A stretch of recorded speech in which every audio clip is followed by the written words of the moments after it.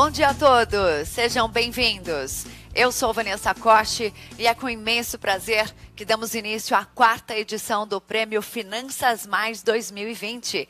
Um evento para premiar as melhores performances no mercado financeiro, realizado pelo Estadão e pela Austin Rating, reconhecida agência classificadora de risco e crédito. O Finanças Mais 2020 também traz outras 2 premiações tradicionais para o segmento. A 22ª edição do Prêmio Broadcast Analistas e a 14ª edição do Prêmio Broadcast Projeções, ambos elaborados pela Agência Estado, a maior agência de notícias do país. Nós esperamos que todos vocês estejam bem. Como nós sabemos, 2020 tem sido um ano de desafios, não é verdade? De superação, de novos formatos em função da pandemia. E é por isso que a nossa premiação será online, mas não menos especial e menos festiva, tá certo? Nós vamos parabenizar todos que conquistaram os melhores resultados em 2019 no mercado financeiro.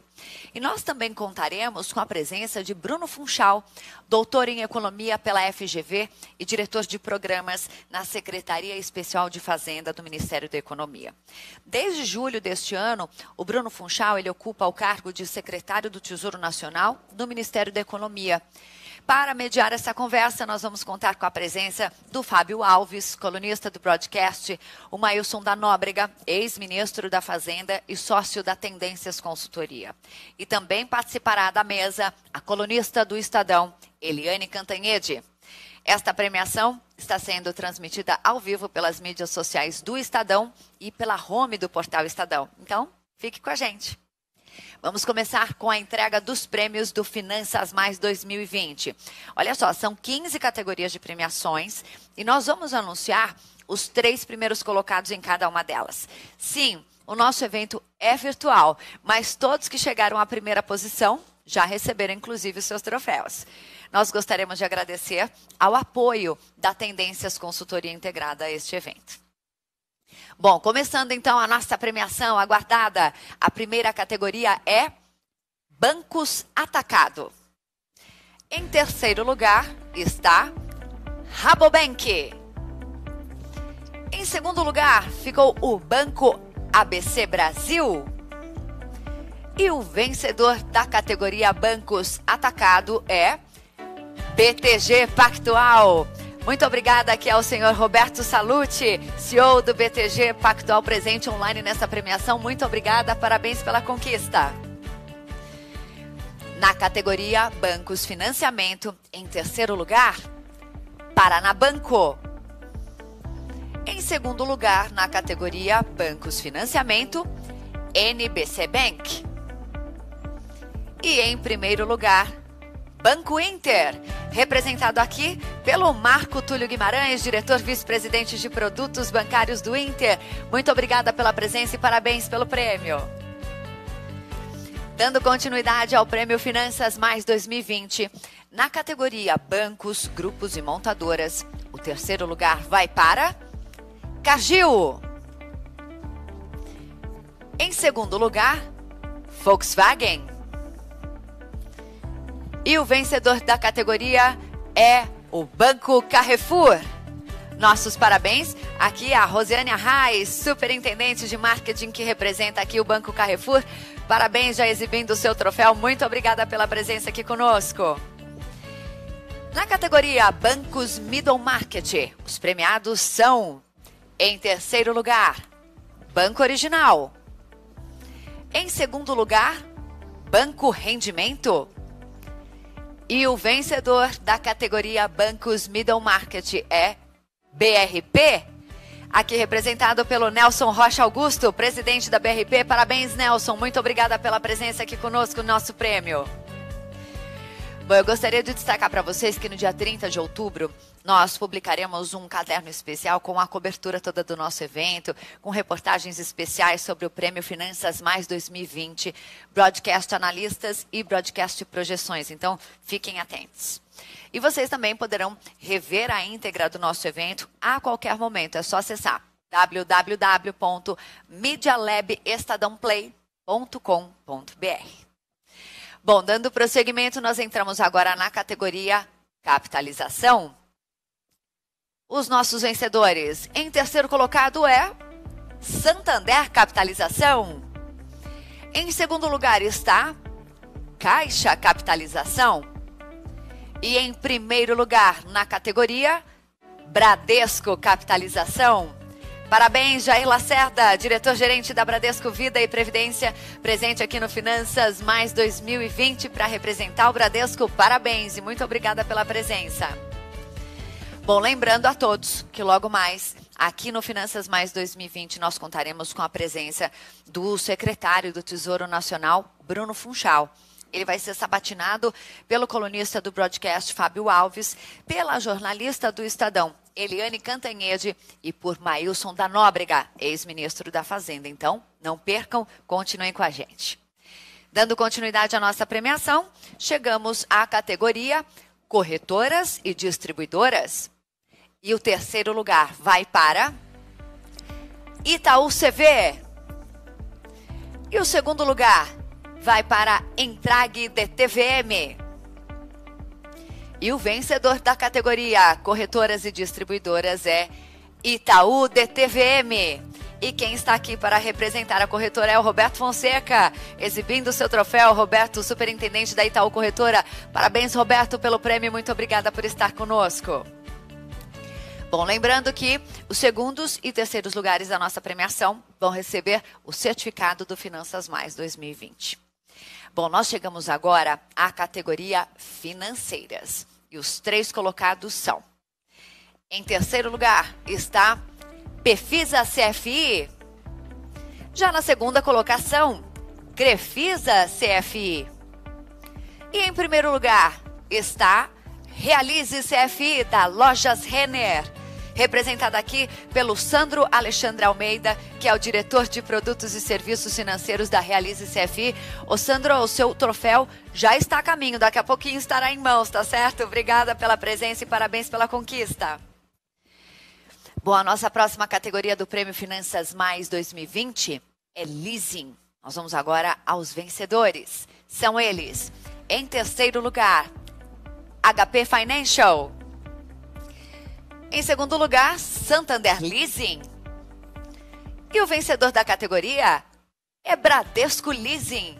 Aqui representado conosco pelo José Ramos Rocha Neto, diretor executivo do Bradesco. Parabéns pela conquista. Obrigada por nos prestigiar nesta manhã. Bom, continuando o nosso evento, a nossa próxima categoria agora é Seguro Alto.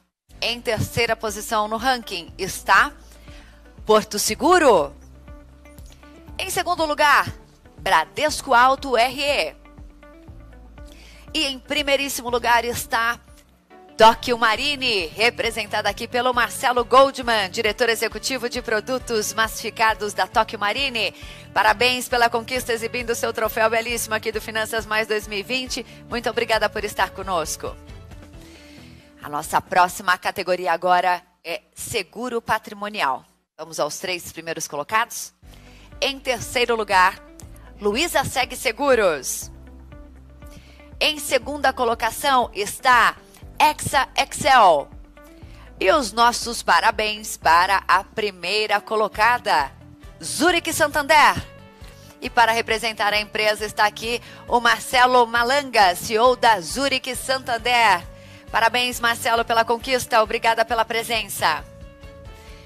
Bom, faltam 5 categorias para o Finanças Mais 2020 e ainda temos as premiações do Broadcast Analistas e Broadcast Projeções. Então, fiquem conosco. Nesse momento agora, vamos prestigiar todos aqueles que contribuem então para o desenvolvimento, do mercado financeiro do país. A nossa próxima categoria é Seguro Riscos Financeiros. E as 3 posições são elas. Em terceiro lugar, Juntos Seguros. A Potential Seguradora está em segundo lugar.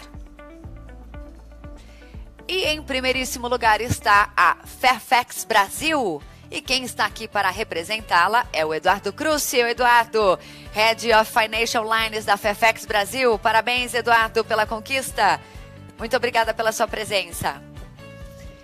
E agora a nossa próxima categoria é Seguro Saúde. O terceiro lugar vai para Unimed Saúde. E o segundo lugar ficou para Bradesco Saúde. E o primeiro lugar da nossa categoria vai para a Sul América Saúde, representada aqui pela Raquel Diglio, vice-presidente de Saúde Odonto. Parabéns, Raquel, obrigada pela sua presença aqui conosco. E agora nós seguimos para a categoria Seguro, Vida e Previdência. Os 3 primeiros colocados são eles. Em terceiro lugar, Caixa Vida e Previdência. Safra Vida e Previdência está em segundo lugar. E o vencedor da categoria Bradesco Vida e Previdência. Quero chamar agora novamente o senhor Jair Lacerda, diretor-gerente da Bradesco Vida e Previdência. Então, parabéns mais uma vez. Obrigada por continuar conosco. Chegamos agora à categoria do Prêmio Finanças Mais 2020 de Seguros Gerais. Vamos conhecer os vencedores? São eles. Indiana Seguros, em terceiro lugar. A Investprev Seguradora ficou em segundo lugar. E o vencedor da categoria Seguros Gerais vai para Austral Seguradora, representada pelo seu CEO, Carlos Frederico Ferreira. Valeu, Carlos. Parabéns pelo troféu, parabéns pela conquista. Obrigada por estar conosco. E, por fim, a categoria mais aguardada do Finanças Mais 2020, por sua importância, a maior tradução do mercado financeiro para a população brasileira. Bancos Varejo. Vamos conhecer os vencedores? Em terceiro lugar, Itaú Unibanco. Na segunda posição ficou Banco Santander. E em primeiríssimo lugar, Banco Bradesco. Parabéns, Otávio de Lazari Júnior, presidente do Banco Bradesco, presente aqui conosco no nosso evento. Muito obrigada, senhor Otávio, parabéns pela conquista. Muito obrigada por nos prestigiar nesta manhã de prêmio Finanças Mais 2020. Parabéns a todos os premiados. Nós fechamos então agora o ciclo da premiação do Finanças Mais 2020. Mas não saia daí, tá? Agora nós vamos prestigiar os profissionais que mais acertaram nas recomendações de investimentos em 2019 com o prêmio Broadcast Analistas. Esse é um momento de comemoração de todos que contribuem para um mercado financeiro forte e robusto. Então, parabéns a todos vocês. Um momento também de prestigiar seus pares e as empresas pelos seus melhores resultados. E logo mais, não se esqueçam, a presença do secretário do Tesouro Nacional, Bruno Funchal. Ele estará aqui ao vivo com a gente, com a participação da Eliane Cantanhede, colunista do Estadão, do Fábio Alves, colunista do Broadcast, além do ex-ministro da Fazenda, Maílson da Nóbrega. Bom, então vamos continuar a nossa premiação. Agora, nós vamos seguir com o prêmio Broadcast Analistas, que está em sua 22ª edição. Nós queremos agradecer a presença de todos que estão nos acompanhando nessa transmissão, nesse prêmio, durante toda esta manhã de premiação Finanças Mais 2020. Então, agora nós vamos começar com o anúncio dos 10 primeiros colocados. Vale lembrar que os troféus do Broadcast, eles serão entregues ainda a todos os vencedores após a premiação. Então, vamos conhecer os nossos vencedores? São eles. Em 10º lugar, Marcel Moraes, do Santander. Em 9º lugar, ficou o Luiz Gustavo Pereira, da Guide Investimentos. Também do Santander, em 8º lugar, Pedro Bruno. Em 7º lugar, ficou Wesley Pereira Bernabé, do Banco do Brasil. Bom, relembro vocês que no dia 30 de outubro nós iremos publicar um caderno todo especial com a cobertura do nosso evento, com reportagens especiais sobre o prêmio Finanças Mais 2020, Broadcast Analistas e Broadcast Projeções. Fiquem atentos. E vocês também podem rever a íntegra do nosso evento a qualquer momento no www.medialabestadãoplay.com.br. Vamos seguir então com a nossa premiação? O Frederico Mendes, do Bradesco, ficou em 6º lugar. E temos também agora um empate no 5º lugar. E ambos são do Santander. Vamos conhecê-los? São eles. o André Sampaio, tá aí a fotinha do André, e o Thiago Silva. Já no quarto lugar, vem da Tarpon Capital, e o premiado é o Roberto Wiseman. Vamos agora, então, conhecer os nossos 3 primeiros colocados. Em terceiro lugar, temos um outro empate, ambos do Banco Itaú. São os analistas Alex Kohlberg e o Henrique Trota. E para o segundo lugar, que maravilha! Vamos ter uma mulher na nossa premiação, Camila Oliveira, do Banco do Brasil. E para o primeiro lugar, os nossos parabéns para Renato Halgrin, do Banco do Brasil.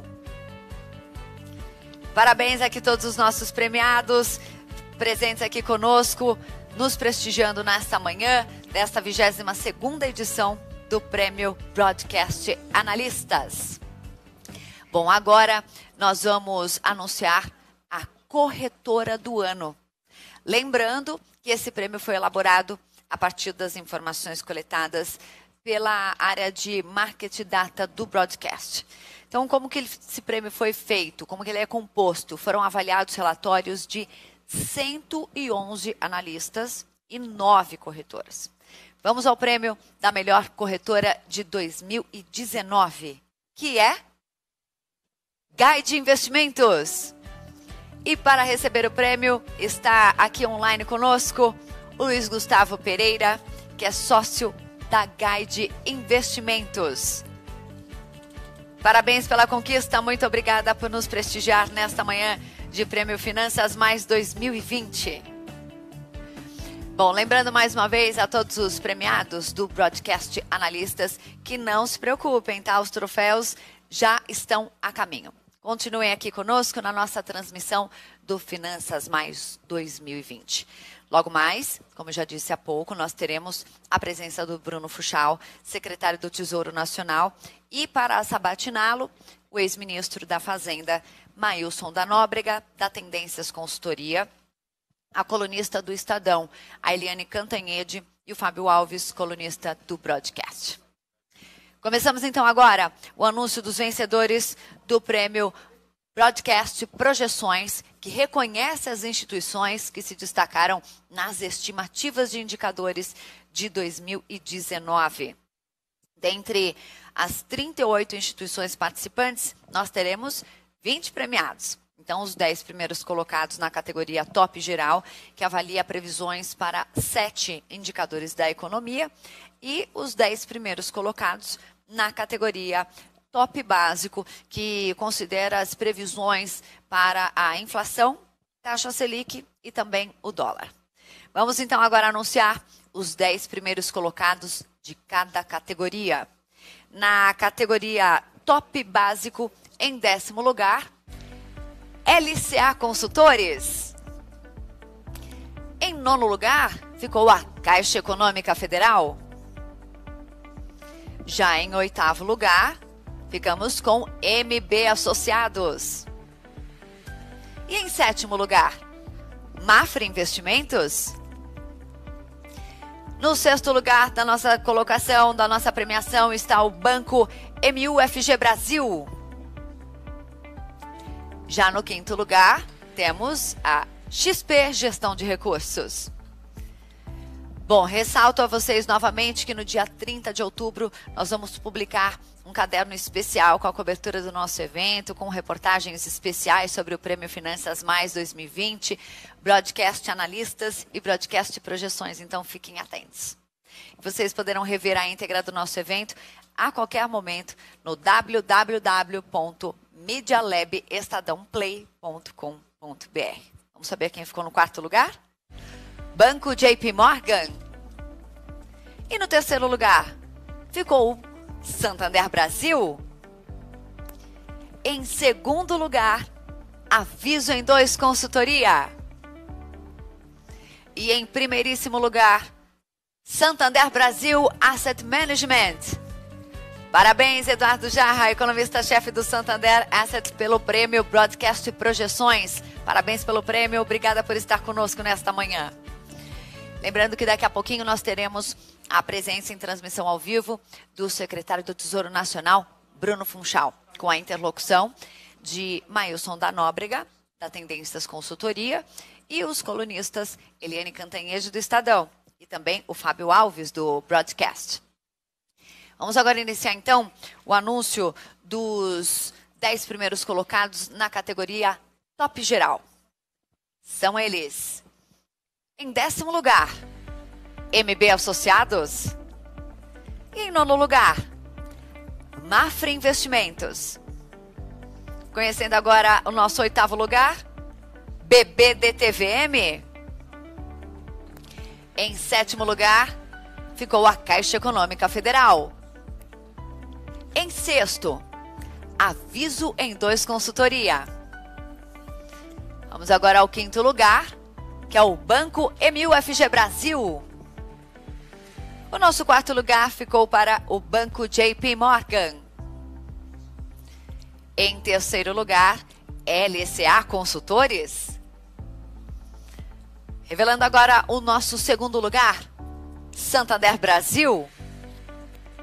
E em 1º lugar, Santander Brasil Asset Management, novamente. Parabéns, então, Eduardo Jarra, que acabou de aparecer aqui conosco, sendo premiado mais uma vez. Parabéns novamente pelo 1º lugar do prêmio Broadcast Projeções.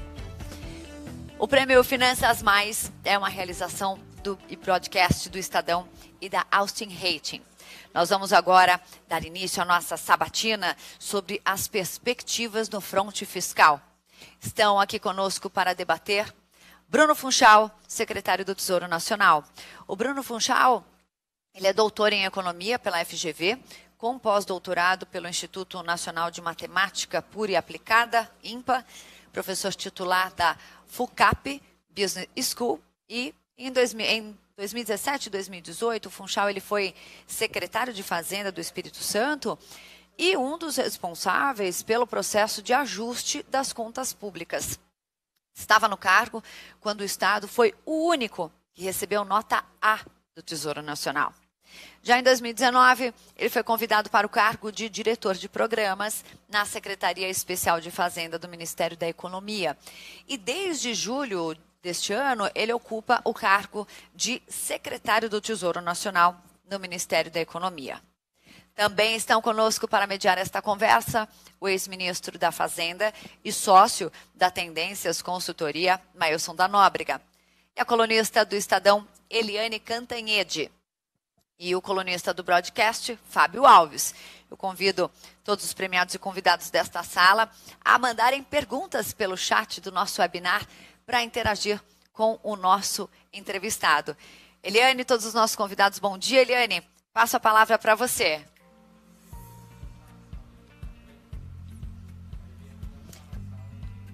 Ok.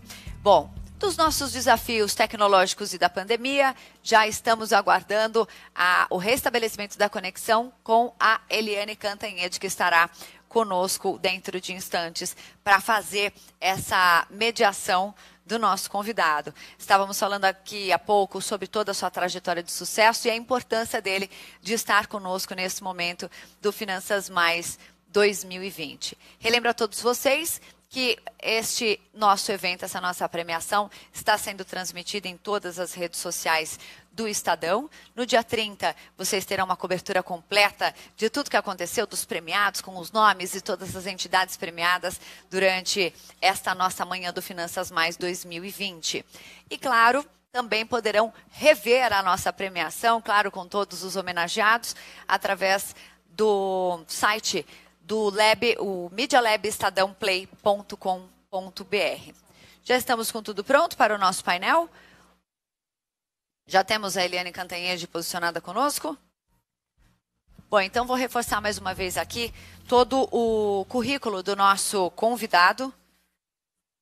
Ele que foi convidado para o cargo de diretor de programas na Secretaria Especial de Fazenda do Ministério da Economia e desde julho de 2020 ocupa o cargo de secretário do Tesouro Nacional no Ministério da Economia. O Bruno Funchal, ele é doutor em Economia pela FGV, com pós-doutorado pelo Instituto Nacional de Matemática Pura e Aplicado INPA, professor titular da FUCAP e Business School.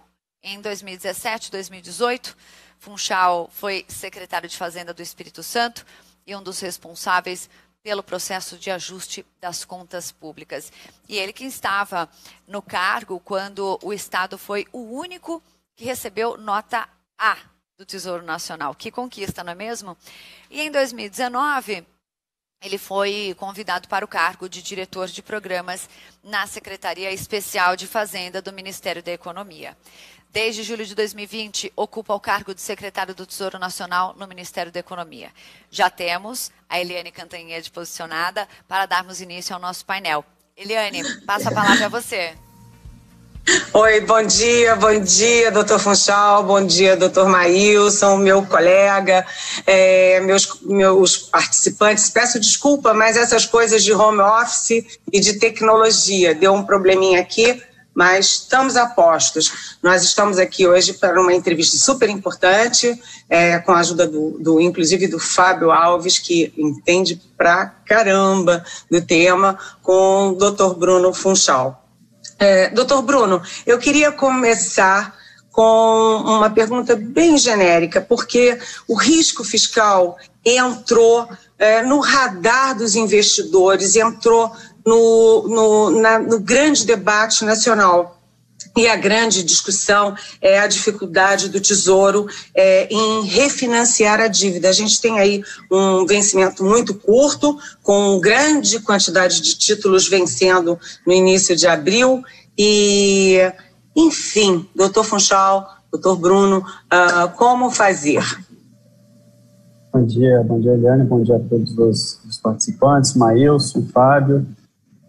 Bom, risco fiscal acho que a gente já está tendo faz alguns anos, né? Acho que desde o processo aí de quando a gente começou, quando o Brasil começou a se desorganizar lá para 2011, 2012, a gente começou a ter uma perda de receita em relação ao PIB e um aumento de despesa. Entramos numa rota, né, de reorganização das contas a partir de 2016, né, com o teto de gasto, depois avançamos na reforma da Previdência, e esse ano teve esse choque demandou muitas ações com um custo bastante elevado, e a gente observa esse aumento de endividamento, que é justamente para poder fazer frente a essas ações. Esse aumento de endividamento, né, ou seja, requer essa maior necessidade de emissão de títulos de tesouro, justamente para poder fazer frente ao pagamento dessa conta que foi feita ao longo do ano de 2020.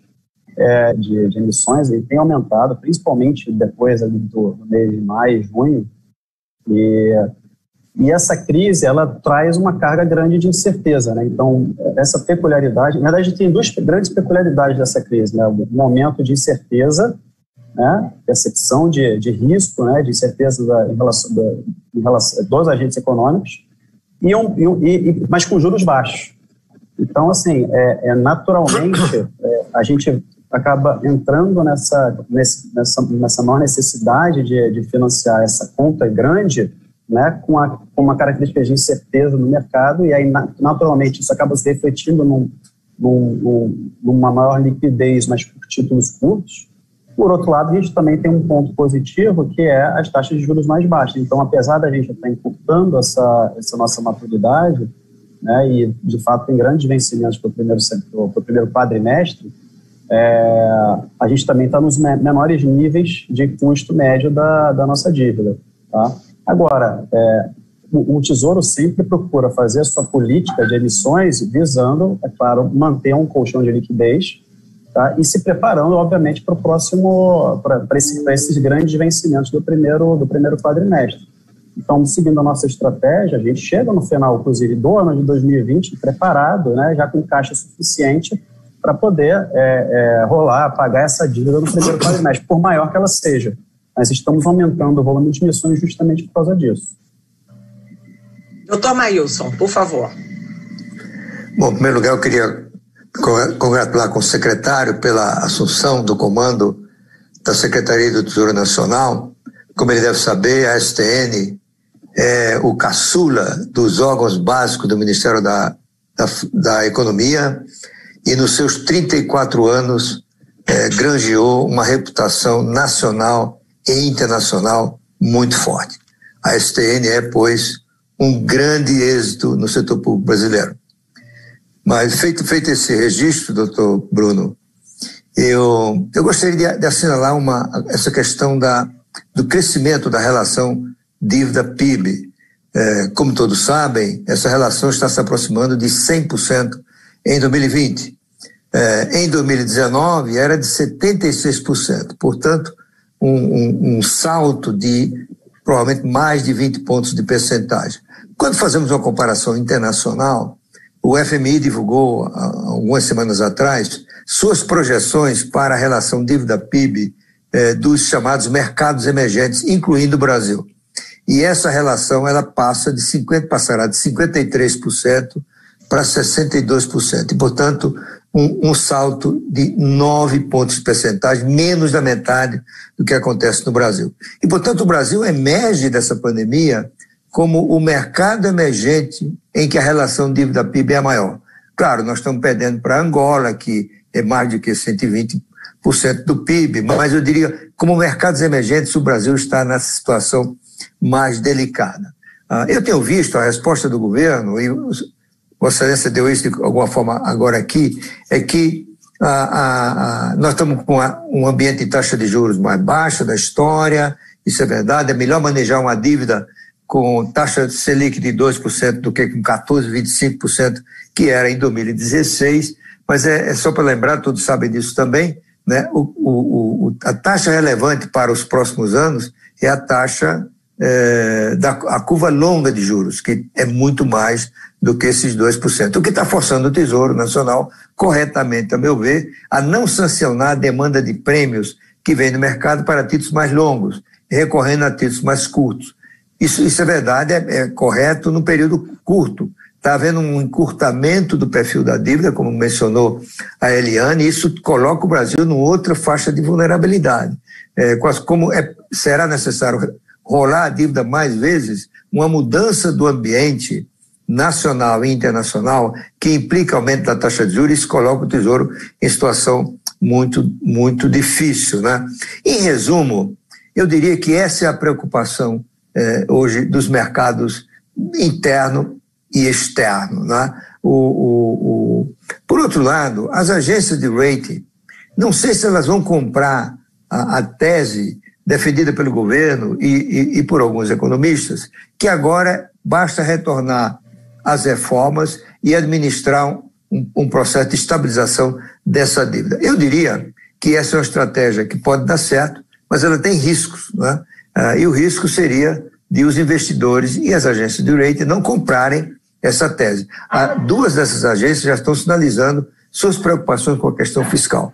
Por exemplo, a S&P reduziu a perspectiva da nota de crédito do Brasil de positiva para neutra e a Fitch de neutra para negativa, né? Eu acho que há uma expectativa nos mercados de que, passada a pandemia, o governo venha com um programa, né? Uma estratégia que leve à redução, no período determinado de tempo, dessa relação dívida-PIB. Semelhante ao que fizeram os britânicos logo após a crise de 2008, em que o Tesouro se endividou bastante para socorrer, sobretudo, instituições financeiras, e o primeiro-ministro Cameron anunciou um programa de redução dessa relação dívida-PIB para o Reino Unido. Eu me pergunto o seguinte: vocês do Tesouro que administram a dívida pública, vocês estão preocupados com isso? Eu imagino que sim. Vocês estão pensando em que mensagem transmitir aos mercados nos próximos meses, quando o Brasil vencer com outros países o problema da pandemia? Ailson, acho que foi importante essa aula que você acabou de nos dar, né? Colocou bem o Brasil, né? Ou seja, como é que nós estamos nos localizando em relação à situação fiscal. De fato, se a gente olha para os nossos pares, a razão de dívida PIB, né? Ou seja, o grau de endividamento é muito menor. A gente já vinha com um grau de endividamento relativamente alto antes da pandemia, e isso aumentou. Então, saindo de 75%, 76% para 94%, 95%, é um aumento bastante significativo. Essa conta tem que ser paga, né? E assim, reformas que valiam antes continuam valendo para agora, né? Ou seja, primeira coisa, a gente precisa continuar no processo de consolidação fiscal. Se já era importante antes, agora mais ainda, porque a gente tem que ter credibilidade que a nossa trajetória de endividamento vai ficar estável e começar a cair. Esse é o primeiro ponto. O segundo ponto, e aí você tem reformas, agendas para isso. Então, você tem a própria discussão da PEC emergencial, a PEC do Pacto Federativo, a PEC dos fundos que trazem manejo e permitem controle de gastos, e aí não só para a União, mas também para os entes subnacionais. Mas você também tem uma agenda de reforma que é importante, porque a razão de vida PIB, ela, o que direciona, né, o aumento ou a redução? Você controlar gasto para poder controlar o aumento de dívida e o crescimento econômico. Então, a gente tem que fazer também um conjunto de reformas que enderecem a questão da produtividade, para a gente sair dessa nossa armadilha, que a gente há 40 anos que tem média de crescimento zero. Se pegar de 80 para cá, é zero. Você faz a conta do crescimento zero. E isso é muito explicado pela queda de produtividade. Você faz uma média de evolução da produtividade, a gente teve perda de produtividade. Então, discussões como a questão de marcos regulatórios, a agenda microeconômica, por exemplo, a lei de falências que está no Senado para ser aprovada, que permite a realocação dos ativos na economia para uso mais produtivo, o avanço no debate da reforma tributária. A reforma tributária é um grande passo em termos de produtividade, porque a gente a burocracia é muito grande, a complexidade é alta, isso, para lidar com o sistema tributário brasileiro, a gente usa muito tempo, e aí esse tempo poderia ser alocado na produção e acaba refletindo no uso do tempo das empresas, né, para poder lidar com o sistema tributário.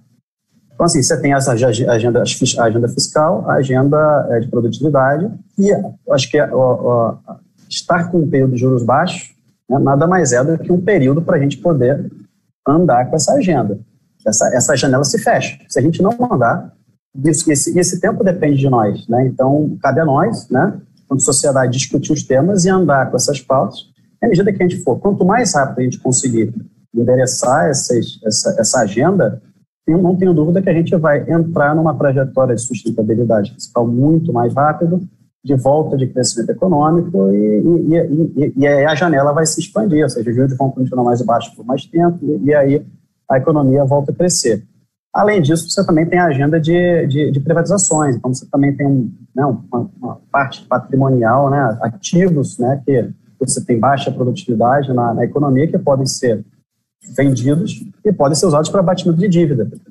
Então, na verdade, a estratégia já existia antes, e agora ela é muito mais urgente. Tá? Então, a gente já vinha com um processo de consolidação fiscal, ações para endereçar isso, e agora essas ações passam a ser mais urgentes. É nessa linha, uma agenda fiscal de produtividade e de concessões e privatizações.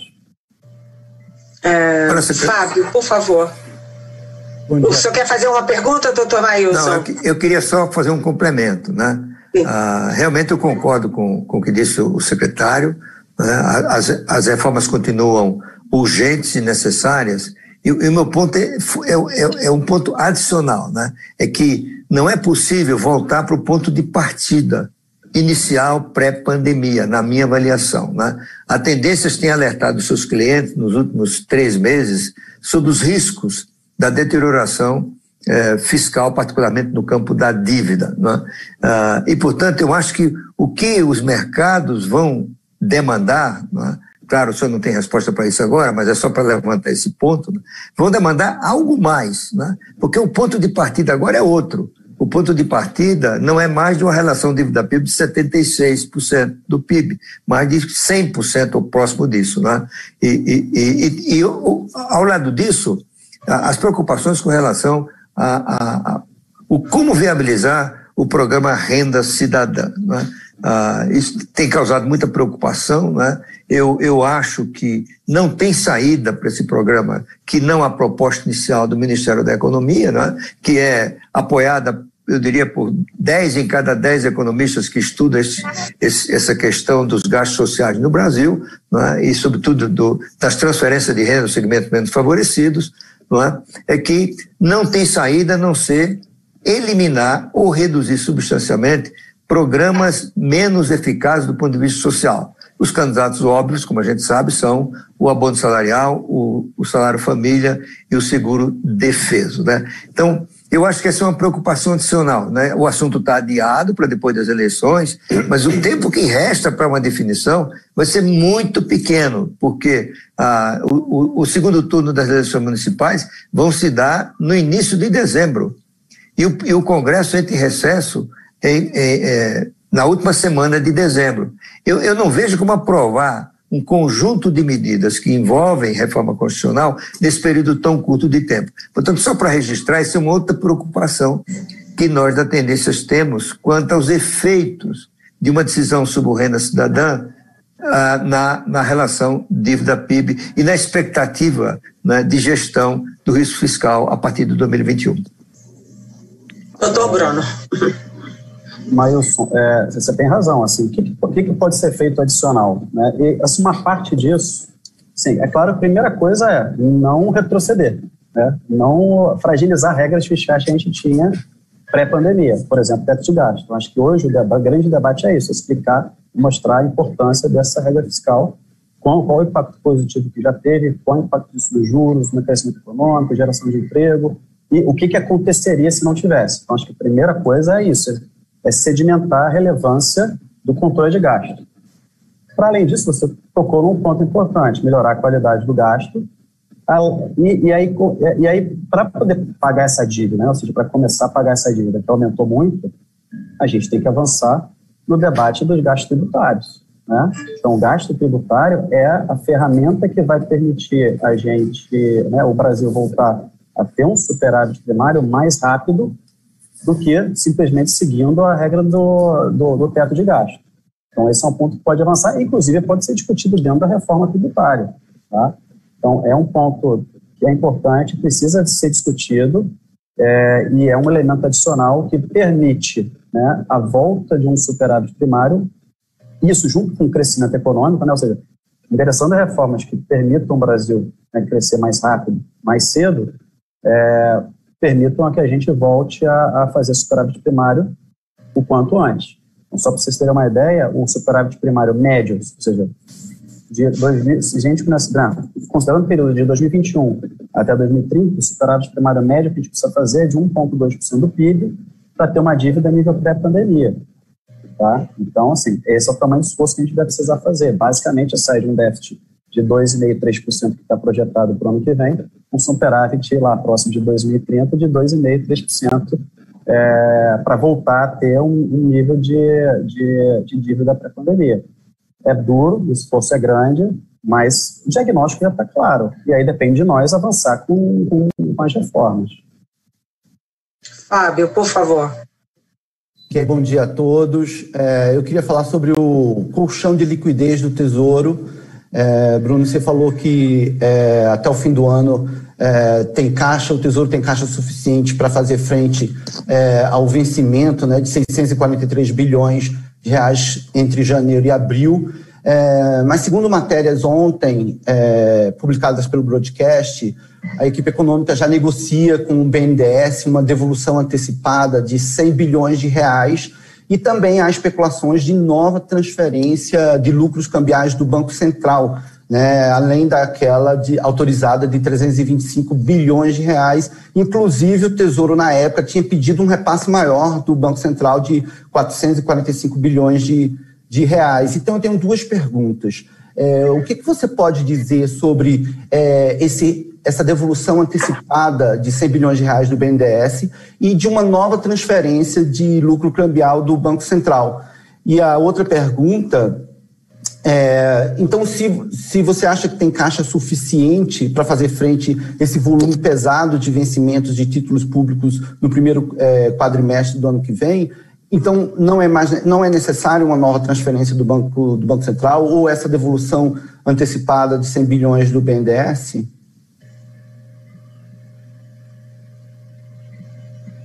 Fábio, obrigado pela pergunta, é bom discutir isso, esclarecer. Assim, no fundo, essa devolução do BNDES, da própria Caixa, quando você fala de uma antecipação dos instrumentos híbridos, né, é exatamente a devolução que estava sendo feita em 2019 e tinha um cronograma para os anos seguintes.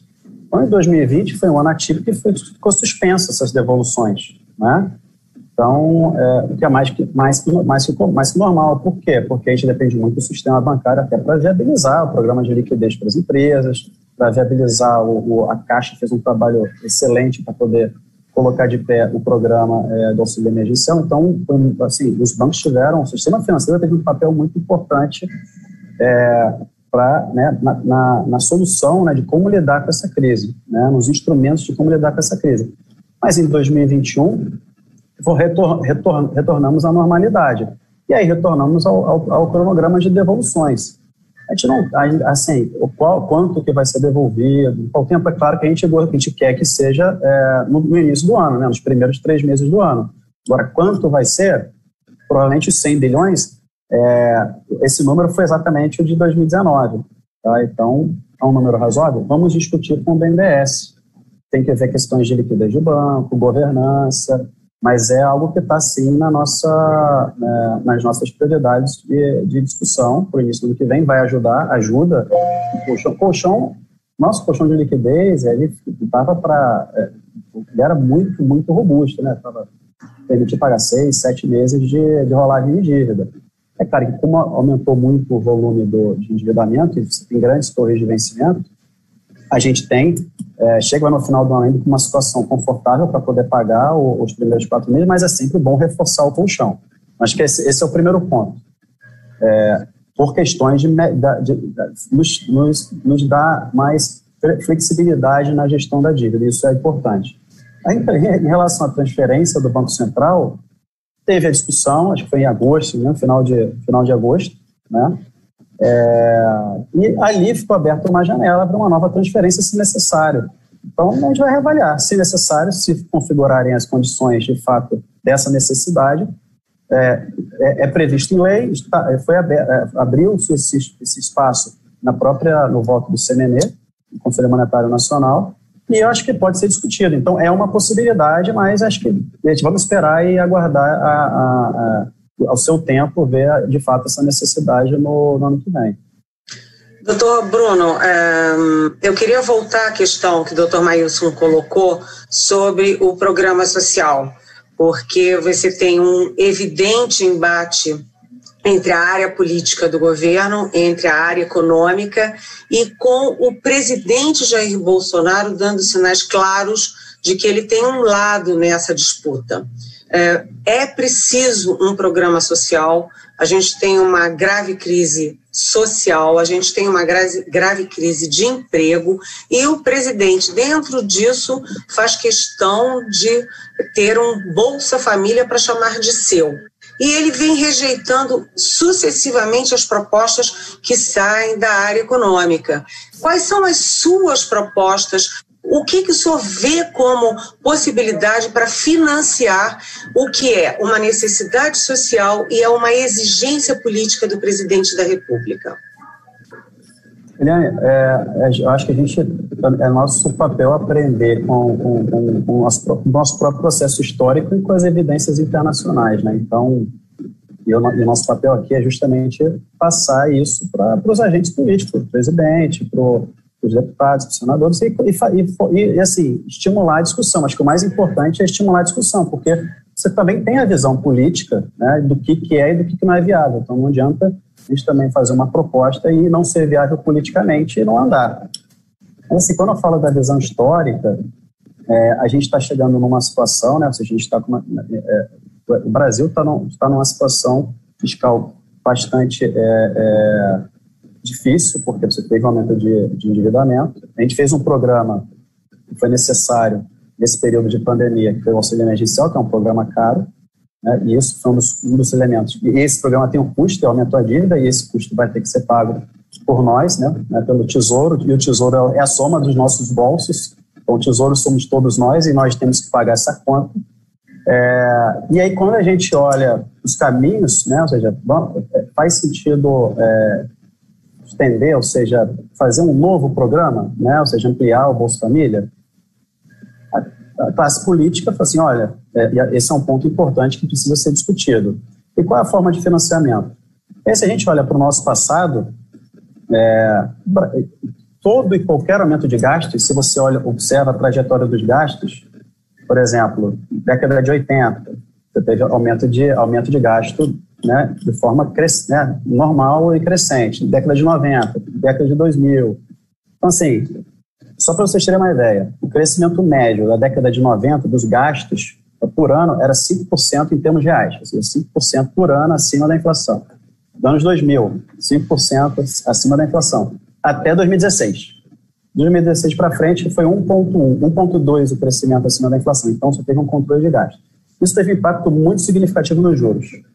E você tem estudos que mostram que tem impacto muito significativo no crescimento econômico e, por consequência, na geração de emprego. Então, controlar gasto é bom, é importante, você coloca a economia, você reduz as incertezas na economia, reduz os juros, e aí você tem, né, você aumenta a geração de emprego e renda. Isso é um lado positivo. Agora, vamos olhar as experiências anteriores.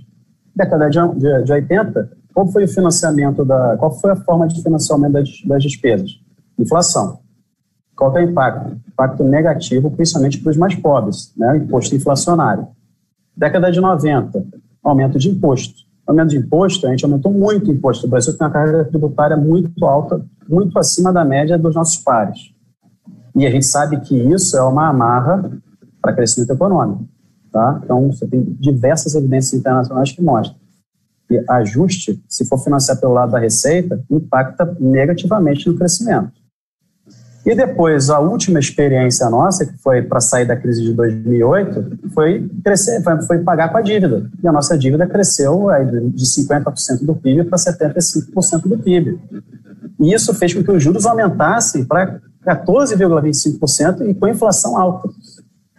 Então, assim, são experiências novas que a gente já passou, todas elas são contraproducentes, não destroem empregos, geram inflação, ou seja, comem o poder de compra das pessoas. Então, acho que a solução não está nesse lado. A solução está pelo lado do controle das despesas, que é manter a regra de teto de gastos e olhar para os gastos que já existem hoje e melhorar a eficiência desse gasto.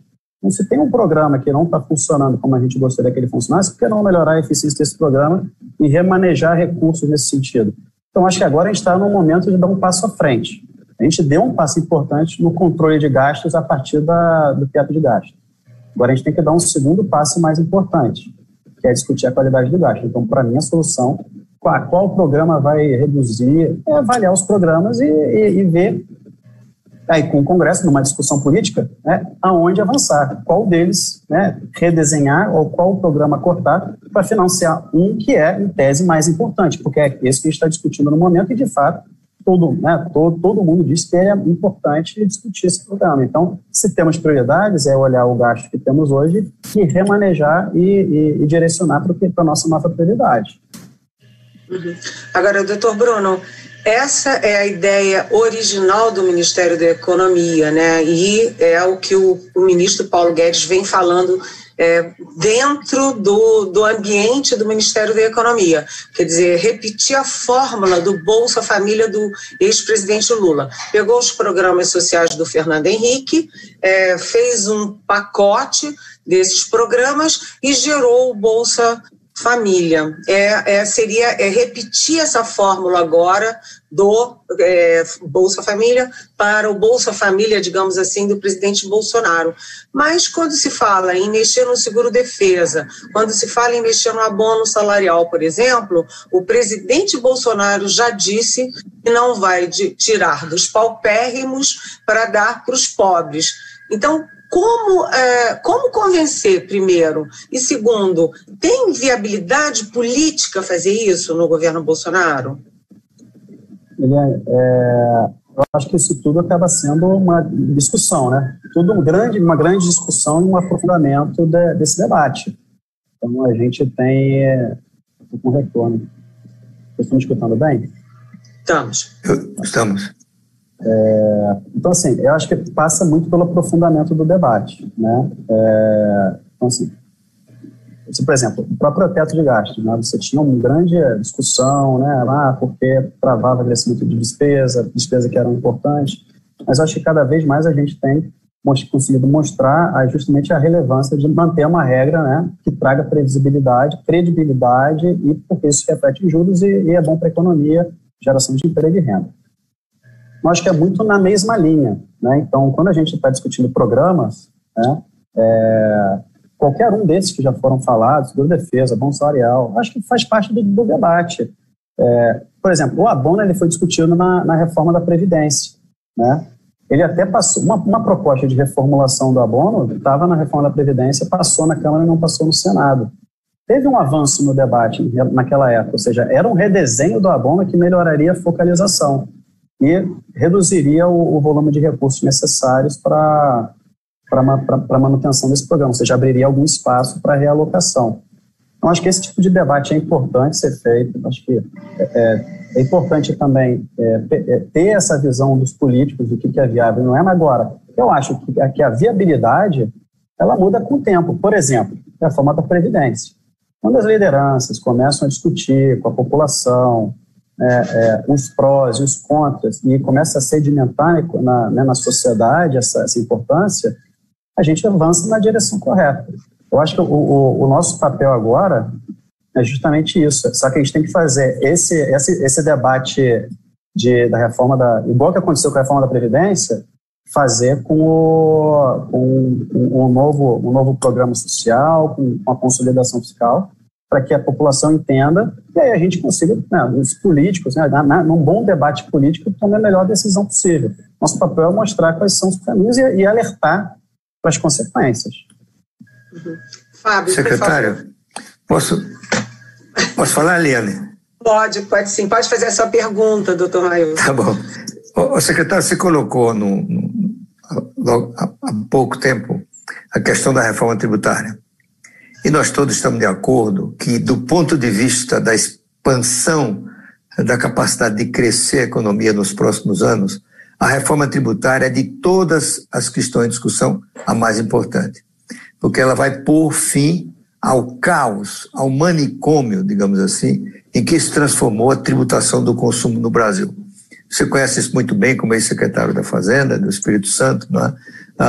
O Instituto de Planejamento Tributário calcula que o ICMS muda 70 vezes por semana em todo o país. E ele só fez piorar. A cada decisão do CONFAZ, a última delas aumentou a bagunça, né? É que alguém que vende mercadoria para outro estado por via eletrônica, né, por e-commerce, tem que entender qual é o regime tributário do país, do estado de destino do comprador, o que é realmente uma coisa quase impossível, né? Portanto, dar cobra a esse caos é fundamental para o país voltar a ganhar produtividade. Como você mesmo mencionou, a semi-estagnação do Brasil nos últimos 40 anos tem origem essencialmente na queda da produtividade. A produtividade brasileira nos anos 50 a 80 cresceu em média 4,2% ao ano. Nos 3 décadas seguintes, cresceu a 0,7% e agora está estagnada, né? Então, a reforma tributária é a saída para isso. Por outro lado, nós temos, na minha avaliação, e olha, eu acompanho esse assunto, sou muito mais velho que vocês, nos últimos 40 anos, né? Eu participei do primeiro grupo de trabalho do Ministério da Fazenda para rever o sistema tributário em 1980 e 81. E acompanhei todos os esforços de lá para cá. Eu estou convencido de que a proposta que dá base à PEC 45 é a melhor surgida ao longo desses 40 anos. Beneficia do amadurecimento do processo, dos avanços, da produção acadêmica, da experiência, assim por diante, né? Eu imaginava que o Ministério da Economia se associaria a esse esforço, porque nós temos adicionalmente uma novidade nesse processo, que é, pela primeira vez na história, os estados estão a favor da ideia de acabar com o ICMS. Isso é absolutamente inédito. Eu acho que seria oportunidade para unir forças do Ministério da Economia e da Câmara de Deputados, no caso do presidente Rodrigo Maia, em que o Ministério da Economia não só contribuiria para aperfeiçoar a proposta, como daria o seu vamos dizer, o seu apoio para a tramitação adequada. Para minha surpresa, e deve ter tido razões para isso, não duvido, né? O Ministério da Economia preferiu fazer o projeto dele, né? Um projeto para chamar de seu, né? E com coisas que eu confesso que não entendo, né? O Ministro da Economia diz que a União vai ter o seu IVA, o Imposto ao Valor Agregado, e os estados vão se acoplando à medida que eles acharem que é conveniente. Com todo respeito pelo ministro Paulo Guedes, um homem de inequívocas credenciais acadêmicas e de experiência, essa ideia dele não faz o menor sentido, né? Primeiro porque o ICMS é na origem e o IVA vai ser no destino, não tem como acoplar. Segundo lugar, você não pode ter num território único, como é o Brasil, diferentes tributações do mesmo IVA, né? Você sabe disso, o IVA em todo o mundo, ele é uniforme em todo o território nacional. São 160 países hoje que aderiram ou adotam o IVA, apesar de ter gente dizendo que o IVA é imposto velho, não é, não é? Então, como é que você lidaria com o problema de ter no Nordeste tem um estado, outro não, no Sudeste sim, outro não, né? Doutor Maílson, eu vou pedir para o senhor fazer a pergunta, por favor. Desculpa, eu quis enfatizar o meu ponto. Vocês tinham alguma coisa contra a PEC 45? Essa pergunta foi bem direta, né? Só fazendo um comentário em relação de fato ao caos, né, que existe da legislação de tributação de consumo. O Maílson falou de que toda semana tem ideia nova, e de fato é isso. Se vocês entrarem no site do Confaz, em 2019 foram 240 convênios aprovados, 240 mudanças tributárias. Esses são os aprovados. Cada reunião do Confaz você tem umas 100 pleitos de novas mudanças de tributação a nível estadual. E aí, se vocês vão pelo regulamento do ICMS, cada estado tem um regulamento de ICMS, cada regulamento desse tem 3.000 páginas. Então, você imagina uma empresa, né, operando em vários estados do Brasil, aprendendo o regulamento de ICMS de 3.000 páginas, né, para cada uma das unidades da federação. Essa é a complexidade, por isso que é importante. Agora, a proposta, pela primeira vez, todos os estados estão juntos em relação à ideia, à proposta do que está na Câmara, né? Essa proposta já vinha com o Bernardo Api antes, né? Na verdade, antes, na época do governo Temer já se discutia, eu me lembro que eu estava no Confaz, e na época no Confaz tinha muita reticência, tá? Mas por quê? Por questão de risco. Assim, eu tenho dúvida do que vai acontecer com esse novo modelo, então eu não estou numa situação fiscal ruim, eu não posso correr esse risco para perder receita. Só que agora, para os estados, a lógica deles eu não vou perder receita, porque a União vai me compensar em 480 bilhões. É por isso que eles estão todos juntos. E aí você criou essa diferença. Então, se a gente resolver isso, eu acho que a gente anda muito. Como financiar esse fundo que os estados pleiteiam, que são os fundos de desenvolvimento regional, os fundos que está sendo discutido justamente para fazer essa compensação.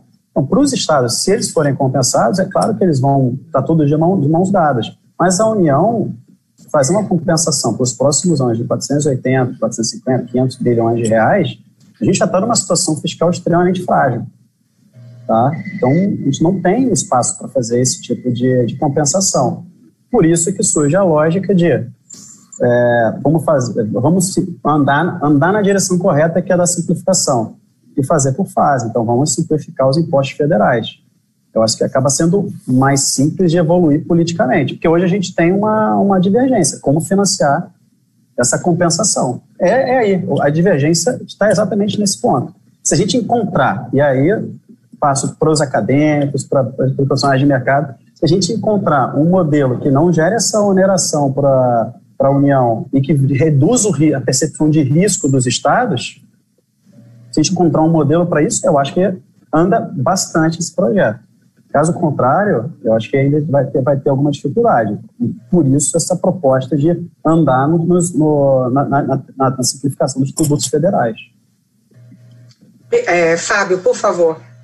É o seguinte, eu queria falar agora sobre o gerenciamento da dívida pública, até um ponto que o Maílson tocou inicialmente, que ele elogiou a escolha do Tesouro em não sancionar prêmios mais altos na parte longa, né, no vencimento dos títulos mais longos. Mas tem muita gente no mercado alertando para o perigo do encurtamento da dívida, né? Um encurtamento no prazo perigoso se o Brasil é pego no contrapé de algum choque, né, externo ou algum outro choque doméstico, enfim. Eu queria saber o seguinte, tem algum parâmetro, você poderia me dizer algum parâmetro, seja prazo médio da dívida ou preços de mercado, em que o Tesouro passe a considerar que vale mais a pena você, de fato, pagar prêmios mais altos e deixar a dívida um pouco mais longa do que encurtar a dívida, como tem sido nesse processo? Quer dizer, o Tesouro tem preferido encurtar a dívida via LTN, pagando taxas mais baixas e se aproveitando até do nível da Selic com a queda do custo médio da dívida. Que parâmetros você poderia balizar a gente de que vai chegar no momento que o Tesouro diz, opa, é melhor eu pagar prêmios mais altos e não deixar a dívida tão curta? Fábio, é característica dessa crise, você tem esse trade-off, né, você tem aumento da incerteza e aí, naturalmente, você tem um encurtamento, mas juros baixos. E aí, é justamente o balanceamento desses dois pontos que nós fazemos, né, dia a dia, leilão a leilão, né? Ou seja, cada dia de leilão é feita essa análise de custo-benefício. Você tem, por um lado, esse encurtamento que traz um risco, por outro lado, você tem, se você quer alongar, você tem um outro custo, que é o aumento do custo do financiamento. E essas condições, elas mudam muito pelas condições de mercado. Você sabe, assim, a gente tem quanto de ruído que tem semanalmente, por conta, inclusive, de discussões de solução para as reformas futuras, para o teto de gasto, programa de renda. E, dependendo do ruído, às vezes você consegue, de fato, alongar a dívida ou não. Se tem muito ruído, é muito difícil, porque você já tem um nível de incerteza muito alto no mercado. O próprio mercado não vai querer mais risco. Mesmo que a gente queira alongar, mas o mercado vai falar, a gente não consegue passar para o mercado um nível tão alto de risco. À medida que a gente oferta títulos mais longos, ele embutido nele tem mais risco. Então o próprio mercado fala, eu prefiro ir para o mais curto. Então é muito nas condições de mercado. Agora você pode ter certeza que todo dia a gente analisa esse pró e contra, ou seja, faz esse balanceamento do risco do encurtamento versus do risco da gente, do custo da gente tá alongando.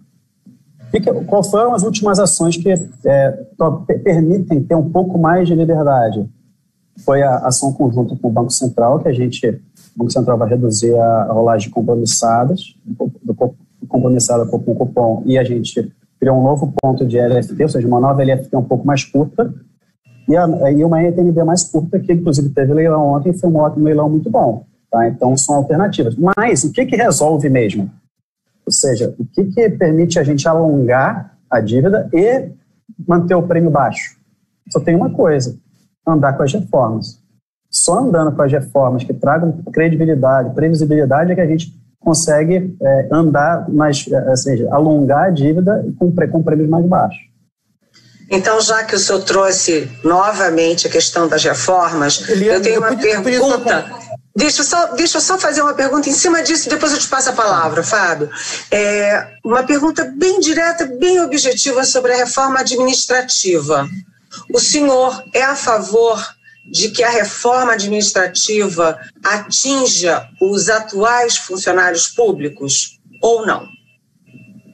Em relação à reforma administrativa, primeiro a gente tem que olhar como ela saiu e como ela pode evoluir, certo? Então, assim, primeiro, como ela saiu? Só afetaria os entrantes, né? Os próximos entrantes, e de fato só vai começar a ter efeito a partir dos novos concursos públicos, etc., mas já tem um impacto fiscal positivo, se ela andar e for aprovada.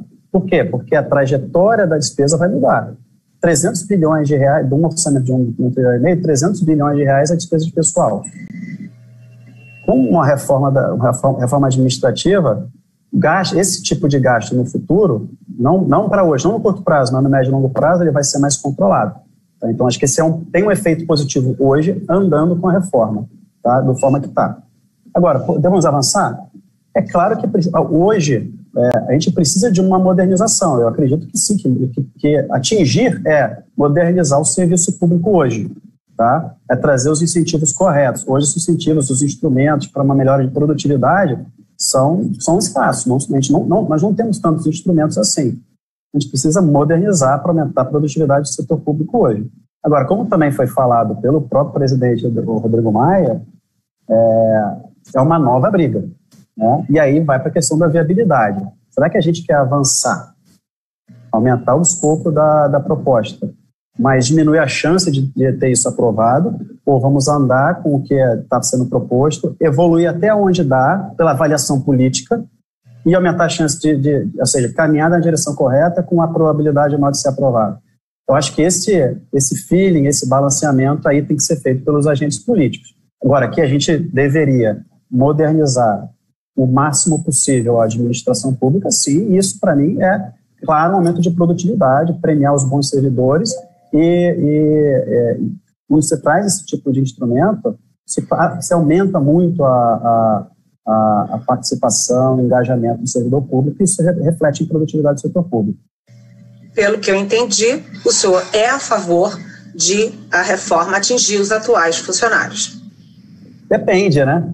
Se isso inviabilizar a reforma, não. É justamente o que o Rodrigo Maia... Não. Uma coisa é ser a favor... E aí os agentes políticos negociam. Outra coisa é ficar em cima do muro. O senhor é a favor desde que seja viabilizado, mas em princípio o senhor é a favor. Sou a favor de uma administração pública mais moderna, uma reforma sim para o setor público. Agora, tem que ser viável. Tá, Fábio, por favor. Eu só queria fazer um complemento da pergunta anterior, porque o Bruno citou as medidas anunciadas na semana retrasada, né, de quando o Banco Central limitou a 600 bilhões de reais a rolagem das operações compromissadas com vencimento no dia 29 de outubro e a troca, né, também do Tesouro de oferta de LFT com vencimento de 2023 para 2022. Mas no leilão da semana passada de LFT, muita gente no mercado classificou o desfecho das ofertas de LFT como frustrante, porque o leilão ofertou 1 milhão de papéis e só vendeu 380 mil. Então, as medidas não surtiram efeito ou isso é culpa da taxa Selic, que está em 2%, um nível considerado muito baixo para atrair a demanda? Você poderia fazer uma avaliação especificamente do que ocorreu com essa oferta de LFT na semana passada, após as medidas que as pessoas acharam que iam aumentar a demanda por esses papéis? Claro, tem algumas explicações, né? A primeira é, primeiro, olhar como era antes. Então, os leilões anteriores a esse, a oferta tinha sido de 100 mil, a quantidade, né, fechada, né? Ou seja, vendidas tinha sido de 100 mil, então quase quadruplicou, tá? Então, esse é um lado. O outro lado é, parte ainda do efeito, né, do efeito dessa nova LFT, junto com a operação coordenada com o Banco Central, vai vir mais para o final do mês também. Por quê? Porque é no final do mês que vencem esses papéis de compromissados e vai aumentar a liquidez no mercado. Então, essa redução de 980 bilhões de reais para 600, ela vai se traduzir em mais liquidez no final do mês. Tá? Então, pode ter ainda um efeito extra no final do mês. Agora, a nossa estratégia, assim, o ponto principal da criação de uma nova LFT, né, e dessa ação combinada é justamente pela característica da estrutura de mercado da LFT. Então, a LFT ela é um título que tem uma liquidez muito mais baixa. E por isso até que o prêmio dela demorou muito a convergir para o da LPN, para os prêmios que estavam sendo praticados por outros títulos. E esse prêmio ele voltou um pouquinho, então é muito ruim ele ficar meio que zigue-zagueando, é bom ele subir e estabilizar. Então hoje, todas essas ações, elas visam isso, que o prêmio da LFT reflita corretamente o risco, o preço de fato do título, e que ele fique estável e não subindo e descendo, porque aí é uma incerteza muito grande em relação a esse tipo de papel. Eu vou aproveitar aqui que o Gustavo, ele só se apresentou como Gustavo, me mandou uma mensagem aqui direta, dizendo que ele tem títulos atrelados a Selic no Tesouro Direto e está muito, muito preocupado com o que vai acontecer. Então ele pergunta para o cidadão comum que investe no Tesouro Direto, o que o senhor tem a dizer? Ele é dentro desse debate que a gente aqui estava conversando, né, com o Fábio. Não só quem tem recurso no Tesouro Direto, mas que tem recursos em fundos conservadores, que tem muito, que o lastro, a maior parte deles é esse tipo de título que, ao longo das últimas semanas, principalmente antes dessa ação conjunta do Banco Central com o Tesouro, por conta dessa abertura de prêmio, o valor das cotas, o valor desses títulos caiu. E aí, ou seja, na verdade, você tinha um prêmio que pagava uma determinada rentabilidade, e aí a gente falou assim, olha, o mercado falou, agora o Brasil tem que pagar um pouco mais de juros porque tem uma percepção maior de risco. E como tem novos títulos no mercado pagando um juros maior, é razoável que esse título que estava pagando um juros menor tenha uma queda de preço, momentaneamente.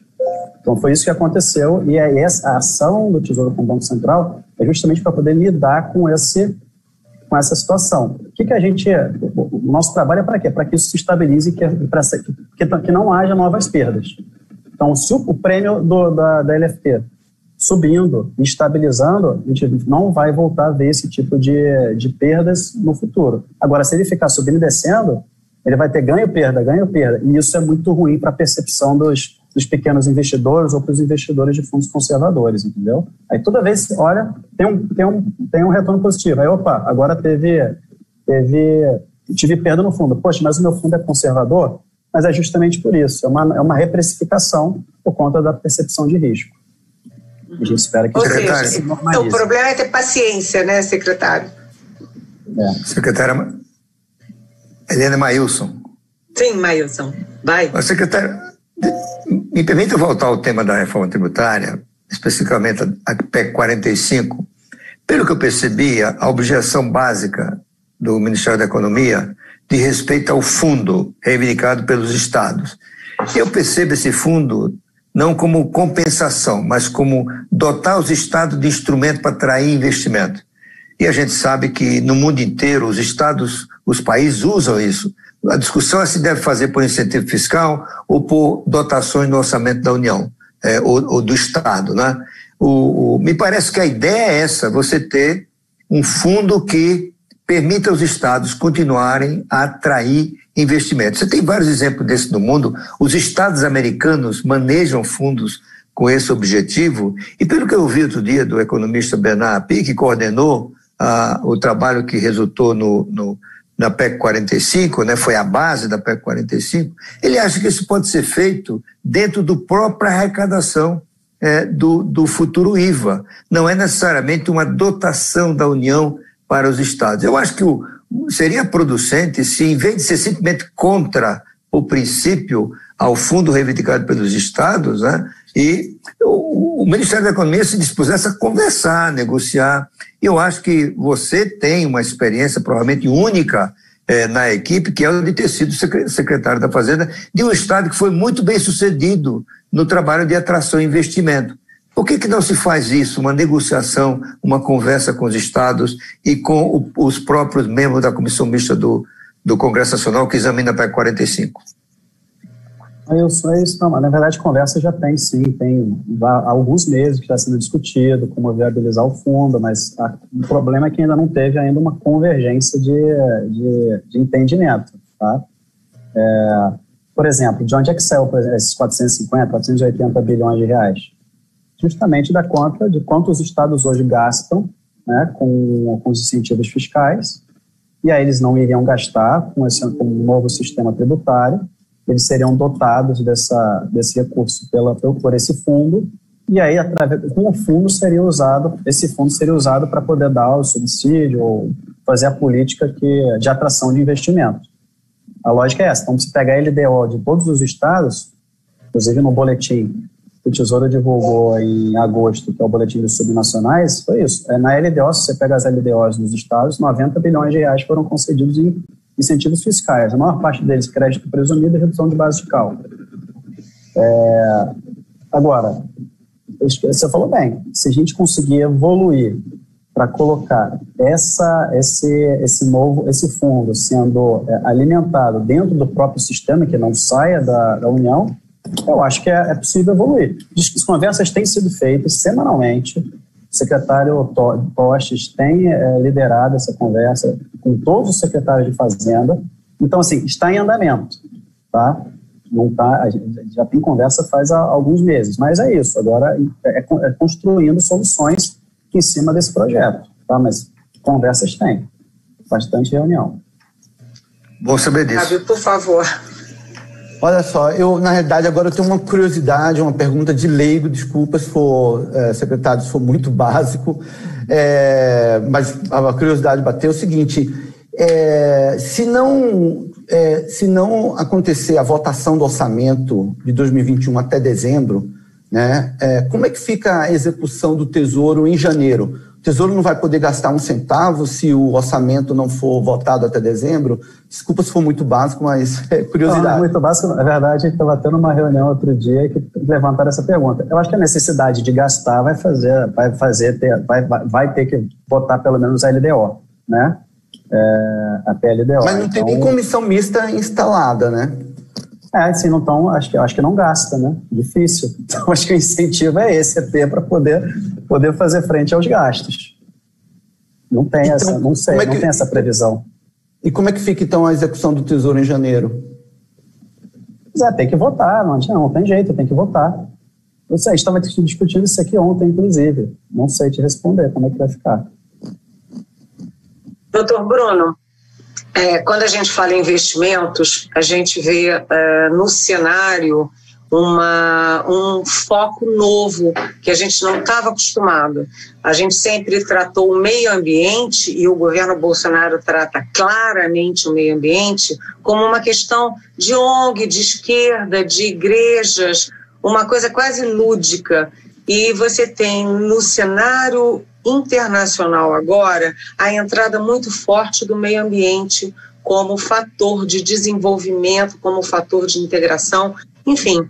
E a gente viu os 8 grandes fundos internacionais pressionando o governo brasileiro, os ex-ministros da Economia, da Fazenda, os ex-presidentes do Banco Central, as grandes empresas, inclusive o setor do agronegócio, pressionando o governo Bolsonaro para ter uma posição mais ativa e mais, vamos dizer assim, de avanço, né, de contemporaneidade no tratamento do meio ambiente, principalmente por causa das queimadas no Pantanal, na Amazônia, etc. Como é que isso impacta o debate econômico e o debate dentro do governo? Eliane, você tem assim, acho que desde os anos 90, os anos 2000, você teve diversas evoluções para a criação de índices de sustentabilidade. Você tem o índice de sustentabilidade da Bolsa Inglesa, da Bolsa Americana, o próprio índice de sustentabilidade, né, da Bolsa Brasileira, que é o ISE. E você vê o ISE 14.000, que é relacionado ao meio ambiente, então você tem evoluções nesse sentido. O Brasil, se a gente olha para o nível dos indicadores, né, de sustentabilidade, não só de meio ambiente, mas de governança e sociais, você tem principalmente o meio ambiente, o nível dele é um nível razoavelmente alto comparado com outros países. Agora, é um debate importante.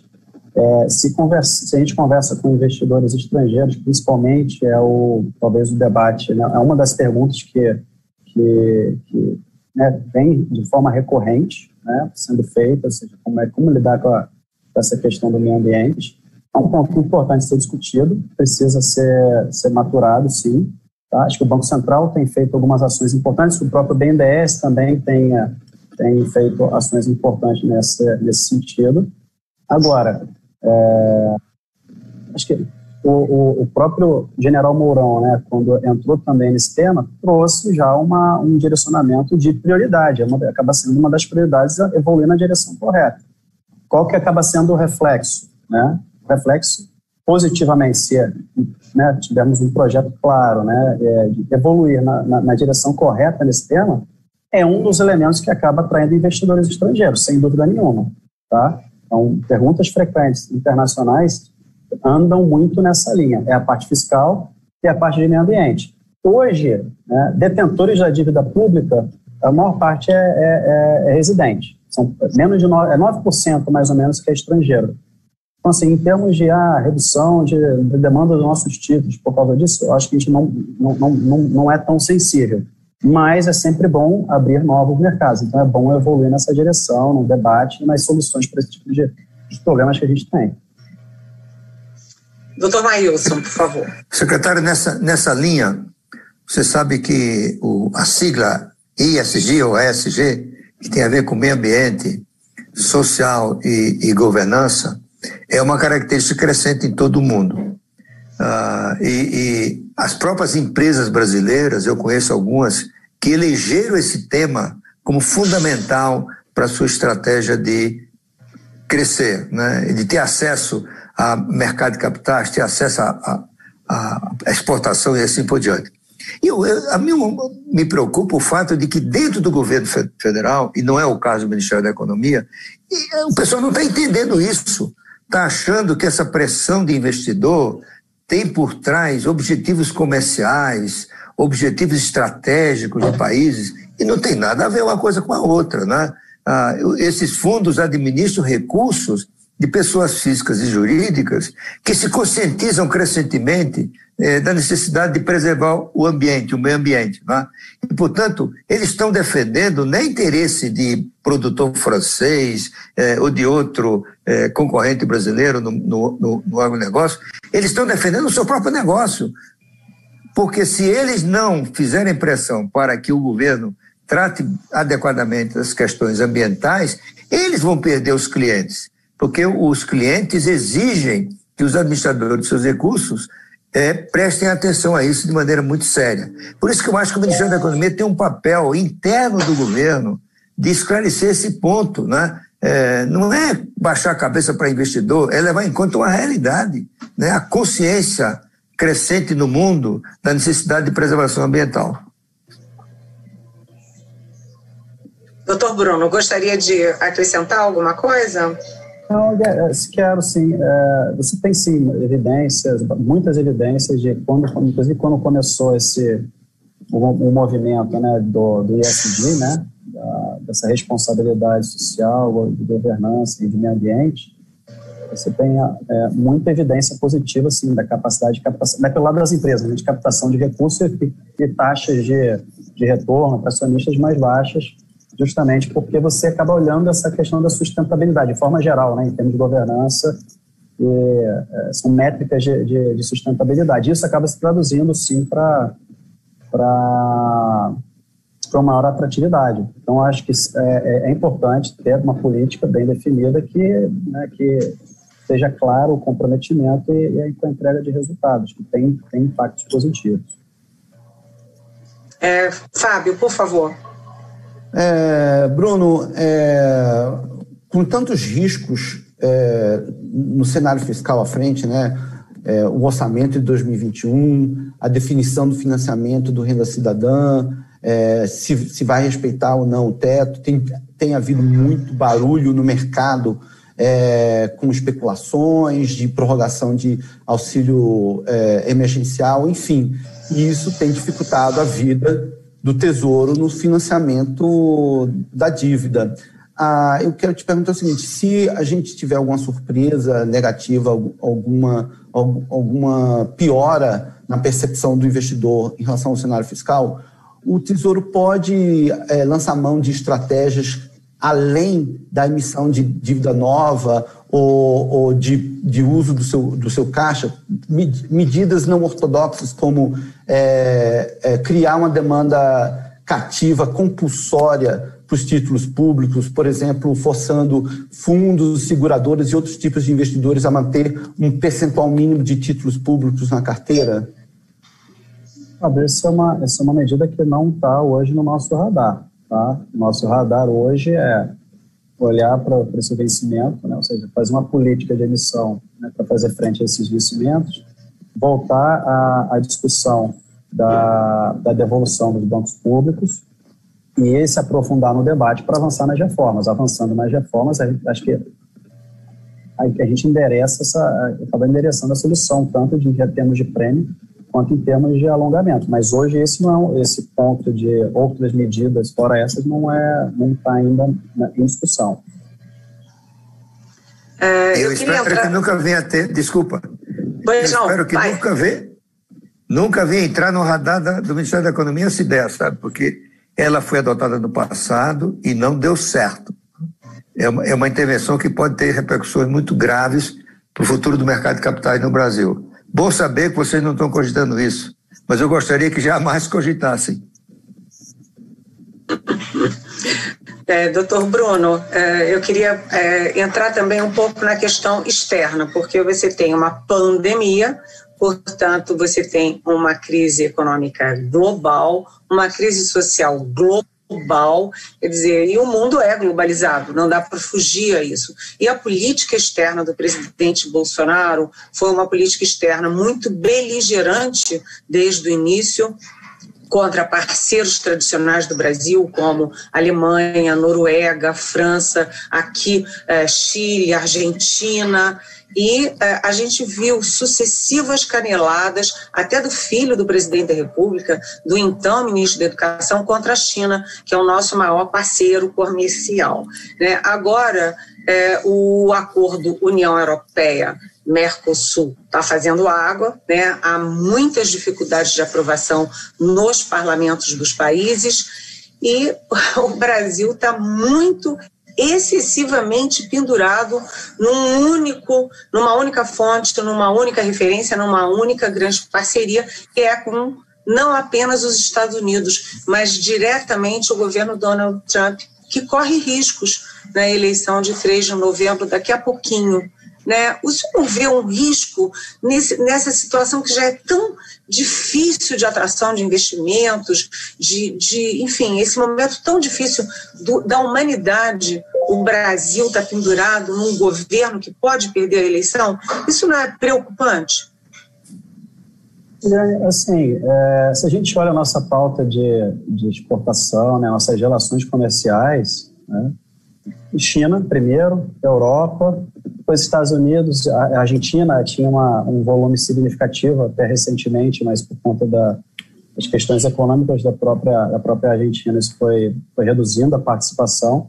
Acho que historicamente o Brasil vem construindo relações boas. Acho que teve esse passo bastante significativo logo no início do governo com a União Europeia, né?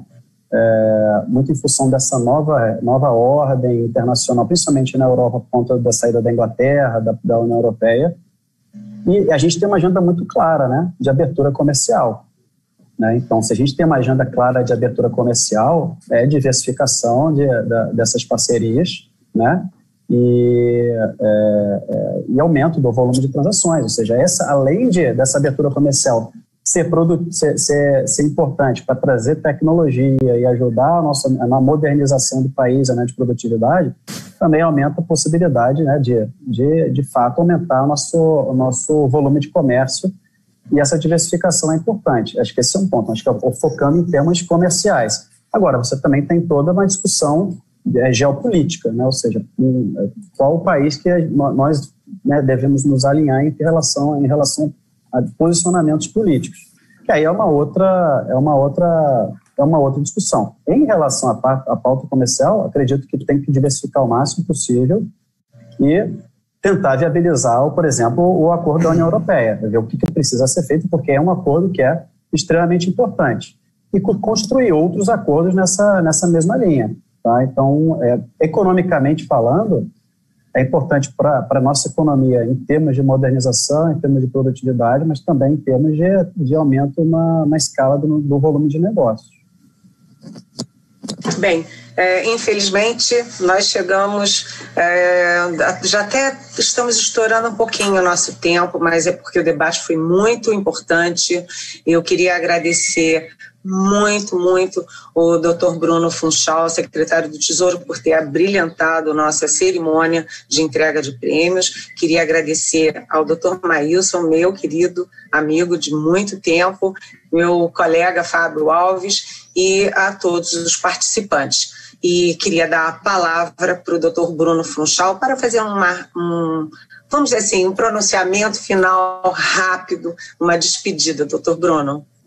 Obrigado. Primeiro eu queria agradecer o convite, né? Foi muito bacana esse debate com você, agradecer você, Eliane, o Maílson, o Fábio, e dizer, acho que passar uma mensagem assim, da importância de continuar nesse debate de reformas, né?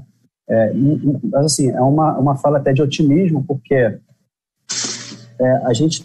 o Brasil está numa situação que é difícil, né, como diversos países do mundo, né, saindo de uma crise, saindo de uma pandemia, mas a gente tem um espaço, tem uma janela de oportunidade, a gente tem uma agenda clara, né, para andar na direção correta com a nossa economia. A gente tem um governo que está disposto a fazer reforma, tem um Congresso que está disposto a fazer reforma, a gente precisa juntos andar nessa direção para que a gente consiga ter um país melhor, entregar o país melhor do que a gente tem, do que a gente recebeu, e para os brasileiros, né? Isso tudo é para a sociedade, para gerar emprego, renda para todos os brasileiros. Obrigado pelo espaço. E eu agradeço novamente e passo a palavra agora para a nossa mestre de cerimônias, a Vanessa. Obrigada, Eliane. Muito obrigada ao Bruno Funchal, secretário do Tesouro Nacional, o senhor Maílson da Nóbrega, da Tendências Consultoria, a colunista do Estadão, Eliane Cantanhede. Muito obrigada também a Fábio Alves, colunista do Broadcast. Muito obrigada a todos vocês. Bom, agora eu quero fazer uma retratação, porque durante o Prêmio Finanças Mais 2020, ao revelarmos os vencedores da categoria Leasing, foi exibida a imagem de um outro executivo e não do primeiro colocado. Então, em primeiro lugar da categoria Leasing, o vencedor é Bradesco Leasing, representado pelo José Ramos Rocha Neto, diretor executivo do Bradesco. Nós estamos chegando ao encerramento da 4ª edição do Prêmio Finanças Mais 2020, mas antes quero agradecer a presença de todos os vencedores desta 4ª edição do Prêmio Finanças Mais 2020, do Broadcast Analistas e Broadcast Projeções. Então, uma salva de palmas a todos vocês, parabéns pela conquista e sucesso. E quero agradecer também a toda a nossa audiência. Nós tivemos mais de 1.500 espectadores nos acompanhando durante esta manhã. Então, muito obrigada a você que esteve conosco ao longo do dia. Nosso muito obrigada a todos vocês, um excelente dia, sucesso e até a próxima. Tchau, tchau, pessoal!